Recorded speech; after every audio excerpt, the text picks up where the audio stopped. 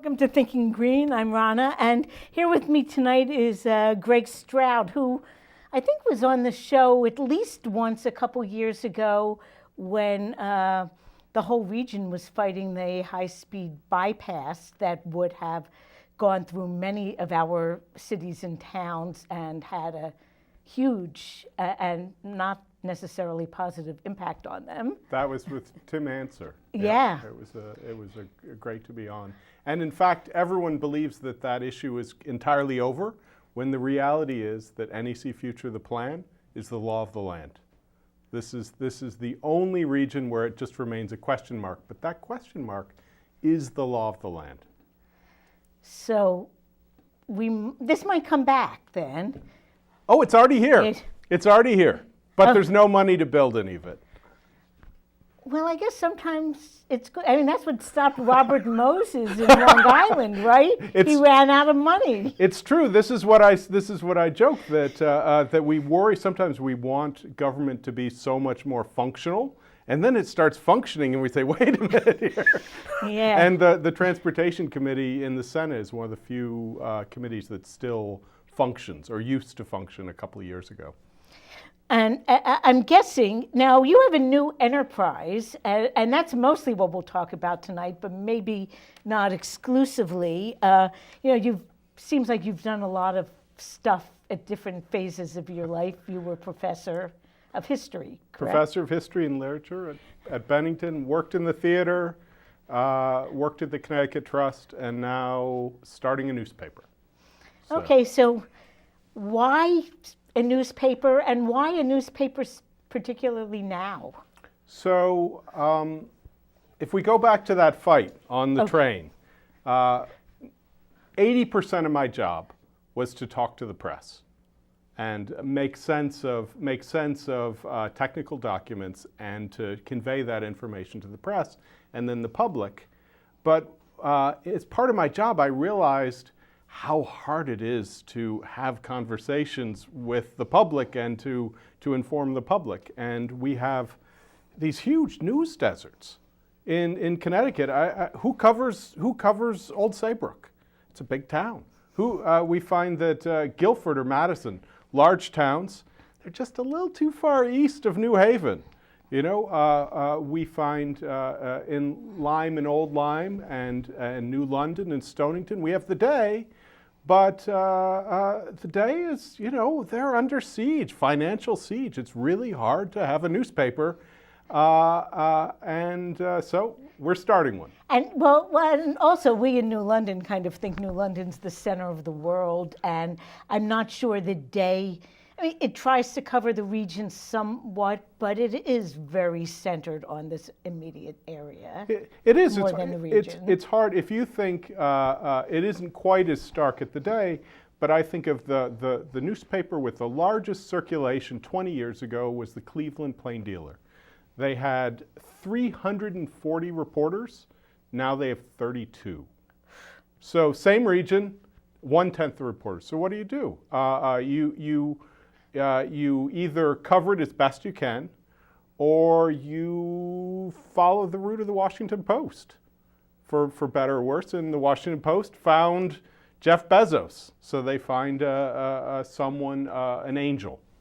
And in our case, that's what we have done. We've found an angel, and with all the complications that involves. Okay, so how is this happening? So many newspapers are struggling, and I get that part of the cost is the printing part, and you're planning an online presence more. So right? the commodity price of paper this past year just went up. It was one of the reasons why the Day made some cuts, because they just had to print on the paper. So we have no paper, but we also will be on the radio. Some of the great parts about not being a physical paper is that we don't have the same print deadlines. If you see young reporters now, they're struggling. Think of those 32 reporters trying to fill those inches. And at the same time, the online presence of many of these papers is the part that actually makes money, or that keeps it afloat. So being stuck between the two is tough. So we'll focus on the online and ctexaminer.com. So please, you can actually sign up right now. You can, and people can go to Facebook and actually learn more about it. They can. Do more than we have a social media presence, as we did with my previous organization, Seacoast. Now is Seacoast? I mean, I'm being a little nonlinear here. No, that's but fine. Is Seacoast still around?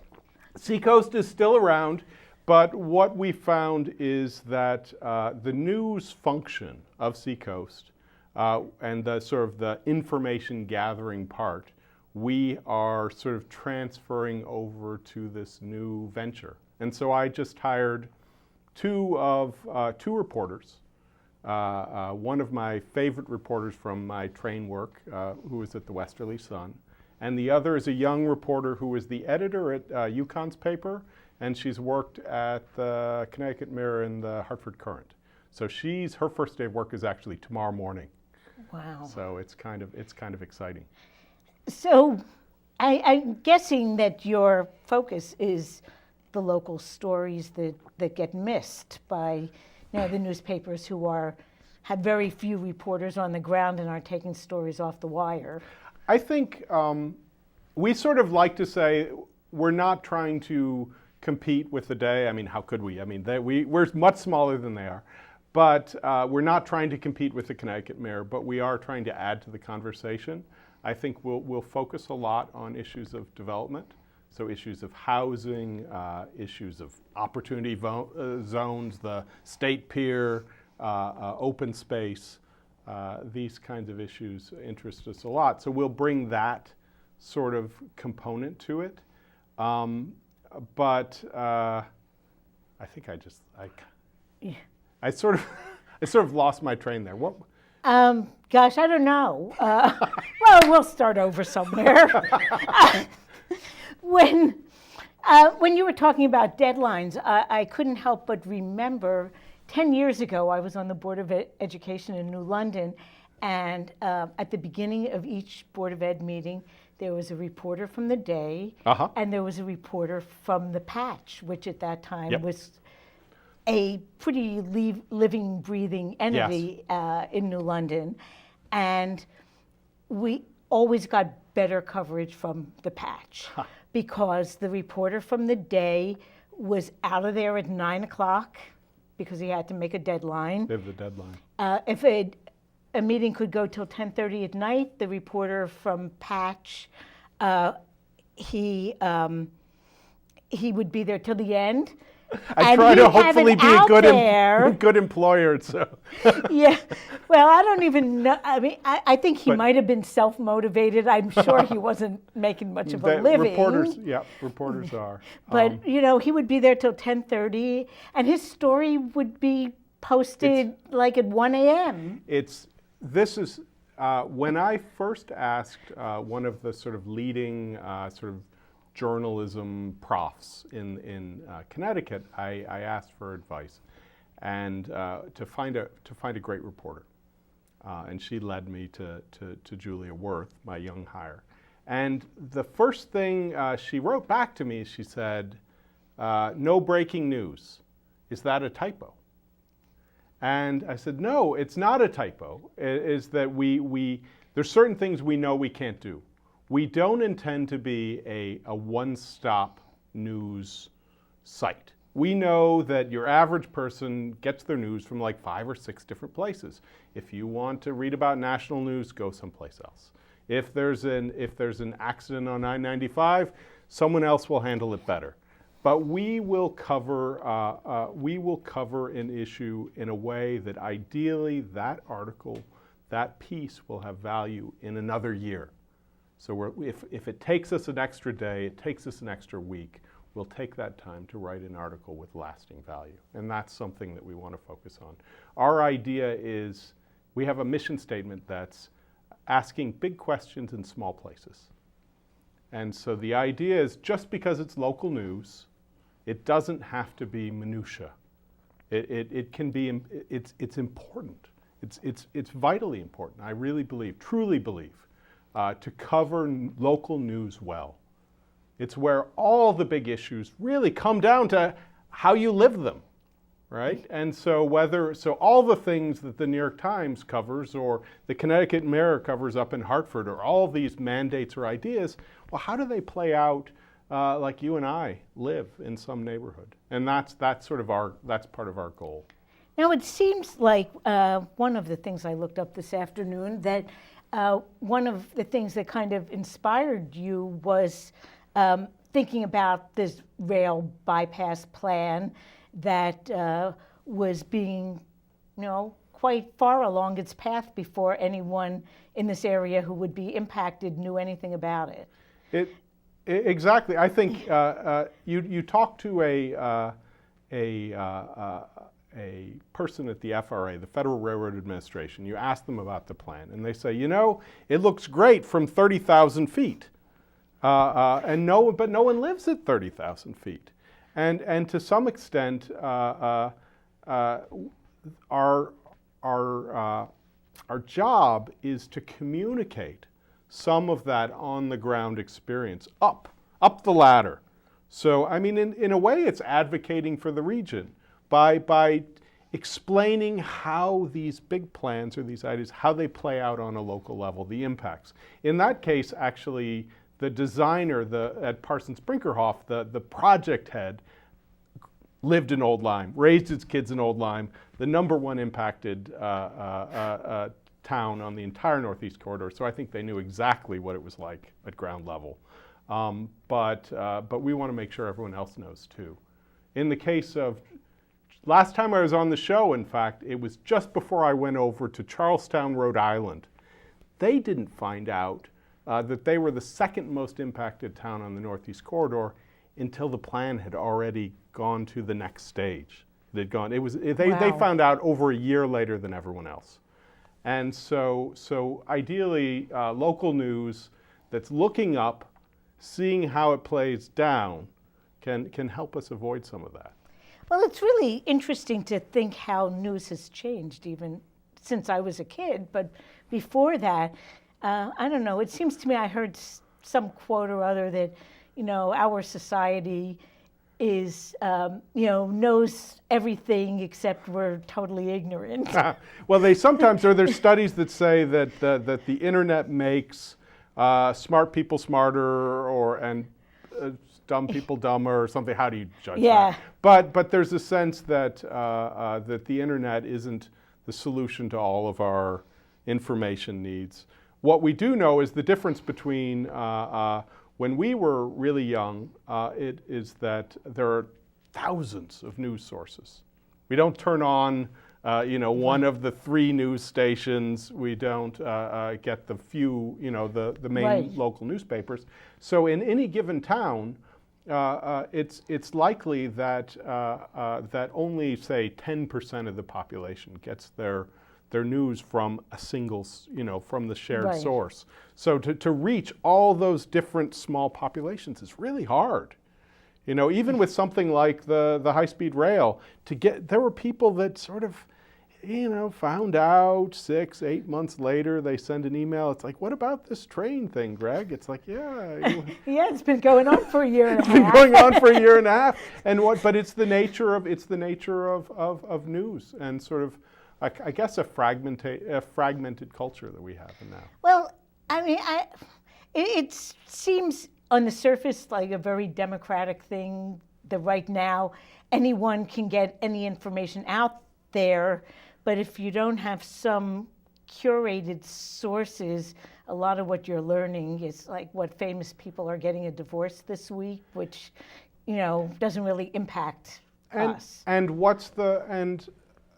if you get your news at the day, and there's all kinds of critics on the left and the right and the center about mainstream media, but nevertheless, there are certain basic professional rules that, by and large, the press abides by. And in my experience, certainly with the print press, they really do. The reporters really try to get it right. Maybe not how we always think about it, how we want it played out, but they try to get right. And so on the internet, who knows where a lot of this information comes from? And everyone's an expert, right? And so it's tricky, and that's part of the reason that we hired professional working reporters for our site, because we wanted to bring their culture and their professionalism and their sense of ethics to so we're not abandoning that part of news gathering. Now, you mentioned the term news deserts. Are there any specific pockets in Connecticut that seem more underserved than others? Well, I'd certainly say that west of the Connecticut River, until we hit Branford along the shoreline, I'm more of an expert on the shoreline, admittedly, but that area is woefully underserved, and could use more news coverage. I think to the east of the Connecticut River, there's more coverage, but still these small towns, a lot is going on.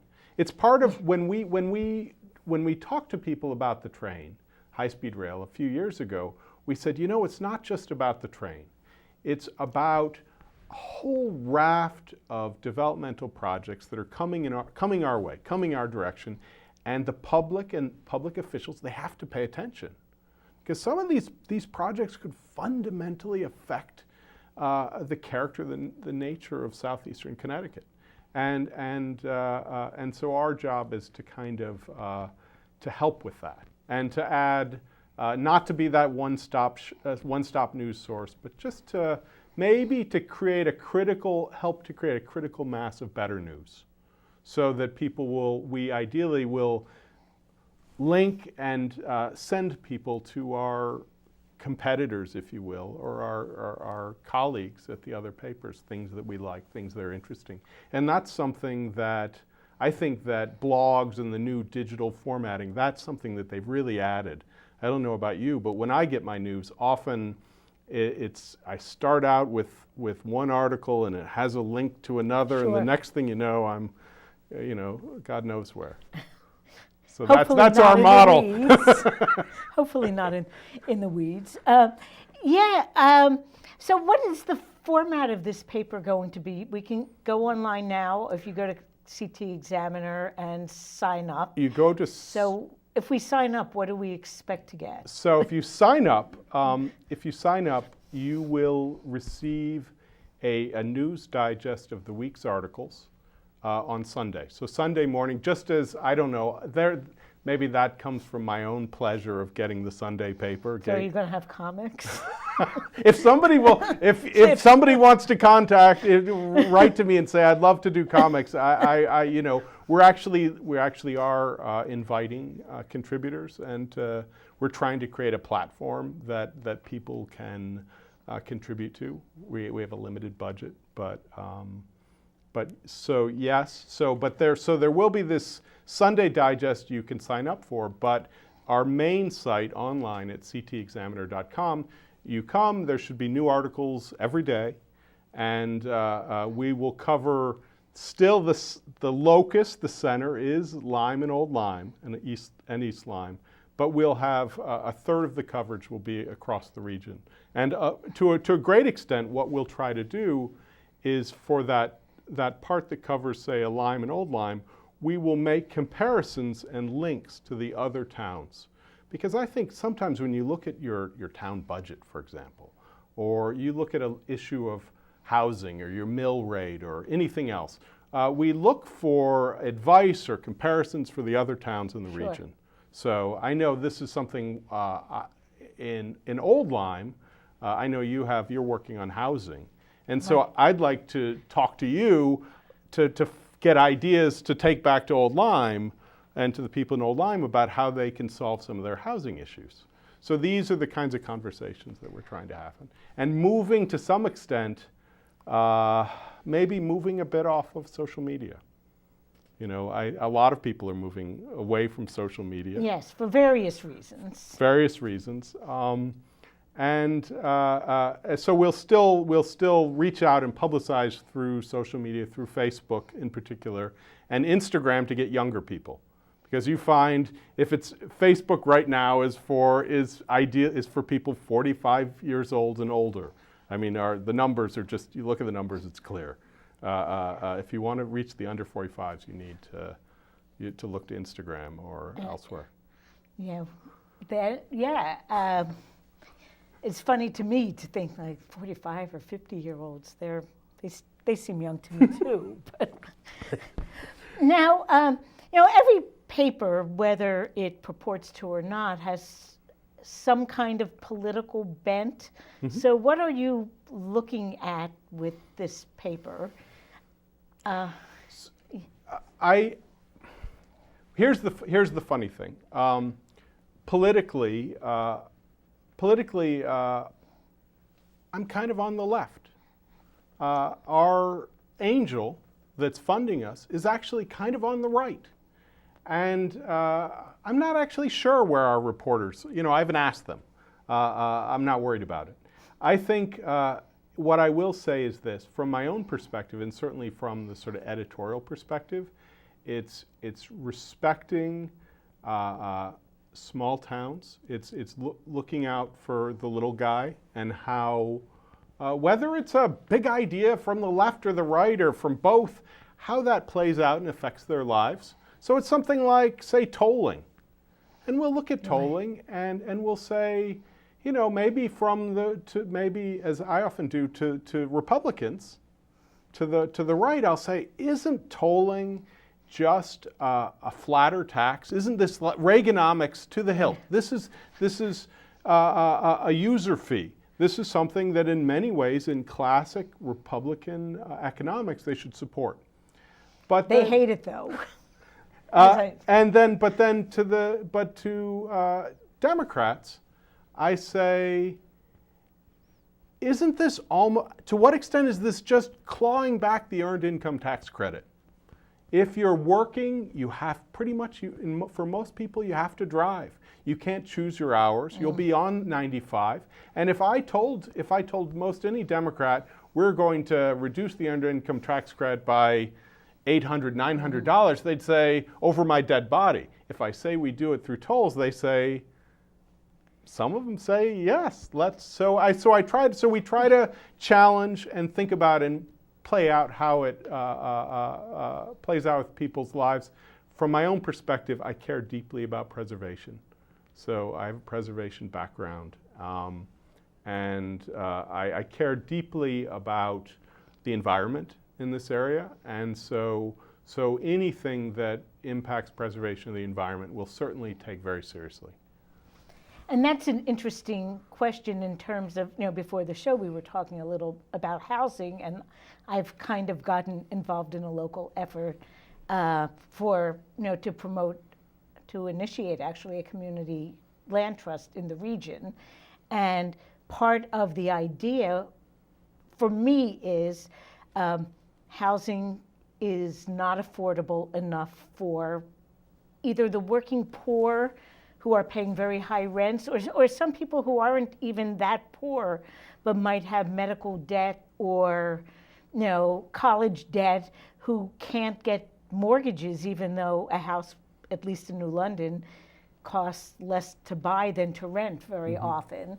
And one of the things I find really appealing is a lot of moderate income projects that we see in the pipeline, not so much in New London, but in surrounding towns, are being seen as taking the place of open space, as opposed to repurposing existing buildings. And it's a trend that, it's this problematic. We call it this competition of goods.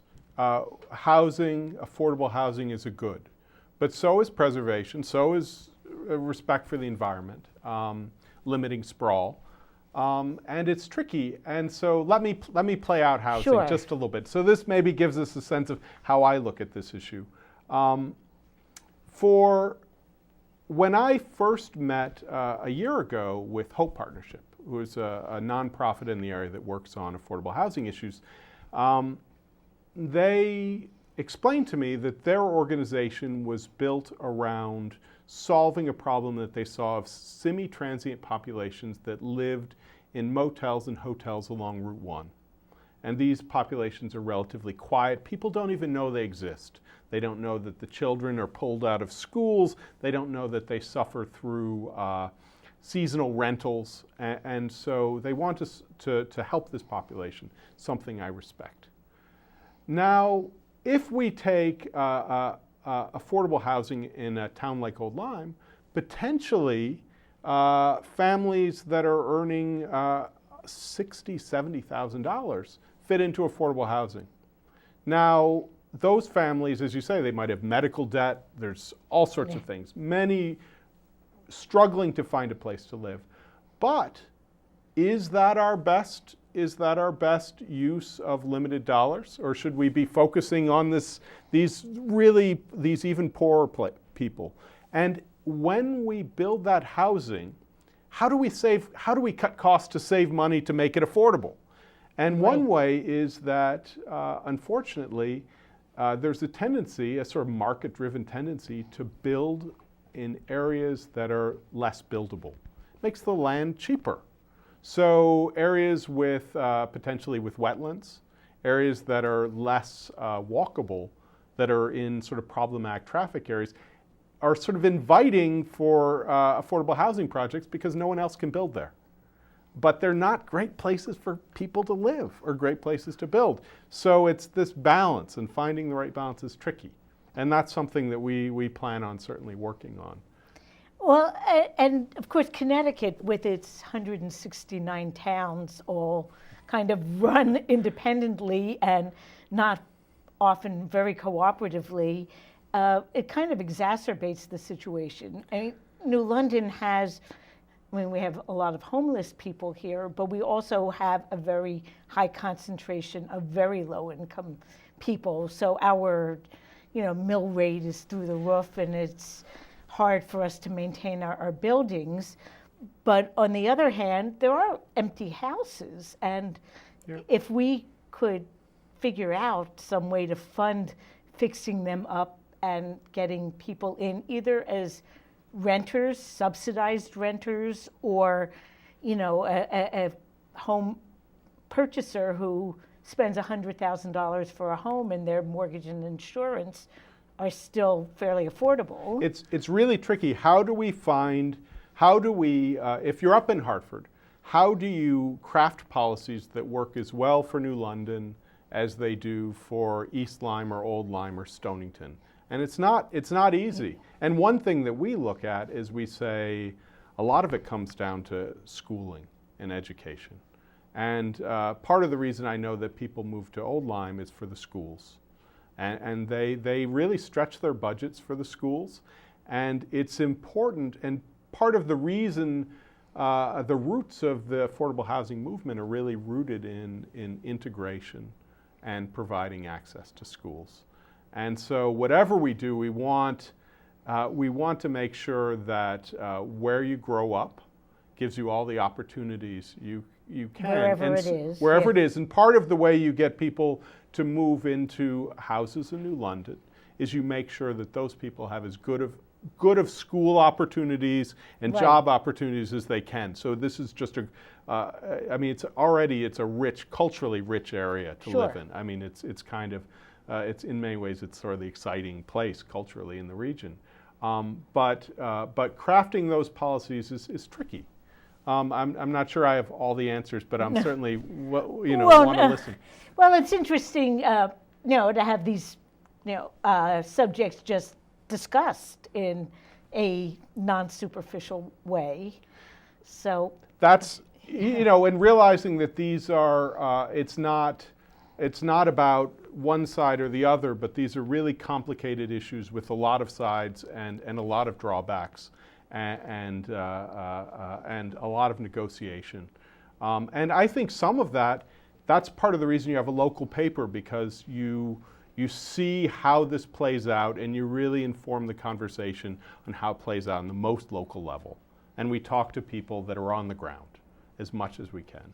It's funny when you mention tolls. Tolls is one, most Green Party people agree on most policy issues. But tolls is one thing that even within the party, you see both sides. You see the people who are saying, the working poor who have to drive to work, this is regressive, and then you have the other side saying, well, infrastructure is, some of us are, sewer socialists at heart. Infrastructure is something we have to I haven't heard that. maintain. Sewer That was socialist. Milwaukee's socialist mayors. A lot comes down to sewers in this region. So actually sewers, we joke, that's our part of our joke. A lot of our coverage a lot of things are determined by whether there are sewers or whether it's septic, right? This affects big box stores. How affordable housing? Can you build these dense housing without, you can't build it without sewers. So I've never heard sewer socialists. Yeah, But part of me, I have a worry in some ways that the historian in me, so I put myself 50 years in the future, and I imagine the mid-20th century and the late 20th century is the golden age of travel for regular people able to easily travel around the country relatively cheaply. And I can imagine a future where it's not so cheap, or not so, cars are again not so readily available. I look at the parkways, like the Merritt Parkway, and people say, why did they build the Merritt Parkway that way? In part, it's they never envisioned that so many people would drive. And one of the great things, as much as destructive and as awful in certain ways as it can be, there's something wonderful about travel and something democratic and freeing about being able to just get in a car and drive. Ask no one, wait for nothing. And can we accomplish that with public transit? Yes and no. Yeah, I think development patterns would have to look different. We visit the West Coast frequently, and even more than what we see here. You drive down I-5 and you just see at every exit, it's like totally built up. And a lot of the East Coast was built up more in the time of the railroads. So, you had the settlements clustered around those fewer hubs. So even though our reputation is that we're kind of densely populated, we still don't, it's hard have development along the whole length of our, highways. It's hard to, it's really hard to live in a place like Connecticut. For most of the state, 85, 90% of the state, it's hard to live without a car. You can live in New London, you can live without a car, but New London it's hard. We have friends who don't have a car, and Mitchell College used to have zip cars. Conn College still does, but Mitchell no longer does. And it's a problem for people who walk or bicycle most of the time, but still need to drive once a week. So if we saw, I think interestingly, one of Lamont's recent appointees, a new position, it's Lisa Tepper Bates, I believe. And so she has two hats. One is an affordable housing hat, and one is a transit hat. Putting those together, the idea that what they call transit-oriented development, right? So this idea is if you look at regular people's budgets, you see that housing is way up there as one of the biggest costs. But so is transportation, and reliable transportation. So if you can put the two and coordinate them, then ideally you would you at least save families from having two cars. Right. The idea of having two cars, which is, and but that has its drawbacks. So if you shouldn't, a town like Old Lyme with its schools, I say Old Lyme because that's my hometown. Shouldn't Old Lyme have affordable housing and multifamily housing? But then you can't live in Old Lyme essentially without a car. So it's not, in some ways, as an efficient or as easy of a place to, in some ways it makes more sense to build all the affordable housing in New London where people don't need cars. Or all the various little city centers. Centers, around. build up our cities. But then what happens to integration in our schooling and sharing all these burdens? Well, I think New London's population was, I think, about 35,000 in 1960. It's down to about 27. It's between about 27,000 now. So I really believe that we could incorporate another 5,000 people without really straining our infrastructure, basically by fixing up everything that's empty now. It might potentially bring more tax dollars. In fact, it could bring tax dollars. East Lyme is in part building. Their number one source of tax revenue is a housing project with a lot of affordable housing in it. And I think that New London, its problem isn't so much that there are a lot of low-income people here. It's the flight of the other people out of here, because there's space for everyone, and it can be a very integrated city. I don't know what the solution is for smaller pockets like Old Lyme. I think New London could solve its problems pretty easily. One frustration for me, though, is that being poor comes with being stigmatized. Yes, absolutely. And I was talking to someone, I don't know, about like universal health care and single payer, and the point was made that although people say Medicare for all, Medicare really isn't the model. It doesn't cover dental, it doesn't cover a lot of things that you want a real universal system to use. So I said, well, maybe we should call it Medicaid for all. And someone who considers himself very leftist said, oh, we couldn't do that. That's insurance for poor people. It's no good. And it's like, well, actually, it's better coverage than Medicare. But, it's got this stigma just because it's targeted to lower income people. And to some extent, how if many providers don't accept it. Of course, so if we made it universal, they'd kind of have to. And so there, from my perspective, also being on the left, I would take a big idea like that one.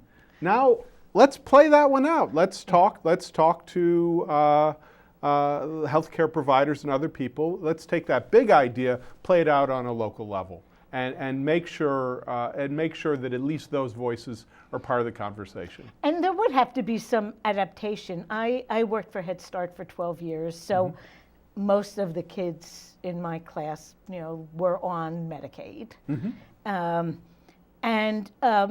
I remember when they were trying to get children's dentists to participate, and I remember talking to the dentist's offices, and they were saying, that the conditions that they were being asked to sign on to were really hard. It's like if they took on a patient, they would be responsible for any dental problems they had and not necessarily get reimbursed for them. So I do think any of these programs have to be tweaked to be fair to the providers. We know that something like dentistry, it not only can potentially affect your heart health, through lingering infections, but your ability to get a job, to hold a job. It's important. It's really important. And I get that. I guess, it's funny when you talk about the goals of the paper. Our goals for this show have always been, find some local interesting thing that's going on, and always, you can figure out what big issues to connect it with. That's why I thought, well, we're doing this paper. Let's talk to Rana. Let's get that conversation. So you mentioned that, and I know from your experience that historic preservation is a huge interest of yours. So what is the state of historic preservation in Connecticut right now? Connecticut, any so we do have a couple of bills coming up and we have a tight budget. So we have Connecticut actually has a very high quality, well-crafted, fairly generous tax credit, historic tax credit that helps developers turn a mill into a housing project, for example, and this it adds up to a few $100 million, and a few $100 million is you have to make choices. Yeah. And so that's one of the choices. And we have another bill that's coming up that was targeted specifically at Wyndham, but it would impact New London. It would. We're not quite sure how much it would impact New London, but potentially quite a bit. There are a few properties that I think would be very threatened. So in Wyndham, there's a hotel that's called the Hotel Hooker, and it became famous, I think, about 20 years ago. I think there was a 60 Minutes episode, or it was in the New York Times, and they discussed, I think the early opioid crisis was there, and that was their poster child. So it's been a problemed property for decades in Wyndham. And it's hard to ask a town, hold on, there's this huge historic structure, we'll develop it in 10 years, 20 years. And so there is a bill that being discussed in the Connecticut legislature that potentially would eliminate some of the historic preservation rules for structures like that. Structures in towns that are economically challenged, in what they call opportunity zones. And population less than 30,000. Population less than 30,000, there we go. And that also had been abandoned for over a decade, at least a decade. The Hotel Hooker would be one of them. We're not sure, I'm not sure how many properties potentially in New London, but we look at these same laws that are being rolled back, and those are the laws that helped protect the properties on Bank Street. Exactly. And that was a fight that brought in the National Trust for Yeah. Historic Preservation. It brought in the Connecticut Trust, New London Landmarks, all worked together, brought the issue with public support. Right. These preservation laws do not work without public support. I mean, there was a petition that circulated that was key. So the public got behind it with the help of New London Landmarks, and they brought it to the Attorney General. And the Attorney General stepped in and kept these two properties from being demolished. Now, if this law changed and rolled back, no longer could you appeal to the Attorney General. Instead, you'd have to do it yourself. And if you lost, you pay for it all. Yeah. So it's a real potential impediment. I mean, it's a scary. No one quite knows Right. what it would do. And one of those two buildings in New London on Bank Street had definitely been vacant for at least a decade. The other one had not been vacant for so long. But there are a few other buildings, and there's also fear that someone, because we have problems with speculators. Everyone, they want to buy these properties and then make a bundle when everything gets uplifted around them. And there's nothing to keep people with deep pockets from just holding on to these buildings empty for 10 years themselves, doing like demolition by neglect. Exactly. Once you have a clear finish line, yeah, then potentially that's one of the concerns, definitely. This idea of demolition by neglect, a structure that you can't take down so easily, you just simply don't invest in it until it falls apart and you bulldoze it. So it's sort of a fait accompli. And that's certainly one of the concerns. And I know that when we were working on an affordable housing issue in Old Lyme, I reached out to a developer who had worked on some really beautiful projects in Massachusetts. And he'd worked on affordable housing in Williamstown. And he asked me, do you have any mills around? I'd love to work on a mill project in southeastern Connecticut. We have one in New London. I actually said that. I suggested that. So, and we can be in contact with him. Yeah. He was serious. But in general, there aren't that many large historic structures in mills in a lot of southeastern Connecticut. They tend to be clustered in Pawcatuck, a few in New London. Even New London doesn't have that New many. London actually demolished many of its, where EB is now, where Pfizer had been a big mill property. But there is the one on Garfield Avenue still in New London. Yep. It's pretty large, and the city would love to see it develop. These are potentially, these are exciting property. I mean, they have character. They, that you hope that they're the kind of things that that young people would actually be attracted to. I know one of as much as I support and believe in the idea of home ownership, to a large extent, a lot of people, when you buy a house, look at the lesson of their parents in 2007. Yeah. You're tied to it. What if you lose your job? Yeah. You can't move to California if you own a house. What do you? That's true. There's a real, I think to some extent there's a reason why many people might prefer to rent. This sort of sense of if you stay at a job for more than 5 years, you're a failure somehow. Right. And people believe that. Well, I wanted, because we only have like 7 minutes or 8 minutes, so I wanted to get back and talk a little bit about your newspaper because we're just doing the inside. This is if you like this conversation, definitely check out our newspaper. Yeah. Now you mentioned a little bit about the 2 reporters you hired, but let us know a little more about them. Okay. One is Kate Hewitt, and she is a self-described planning and zoning geek. And actually, so when I said that to my angel investor, his eyes lit up. So this is mine would as well.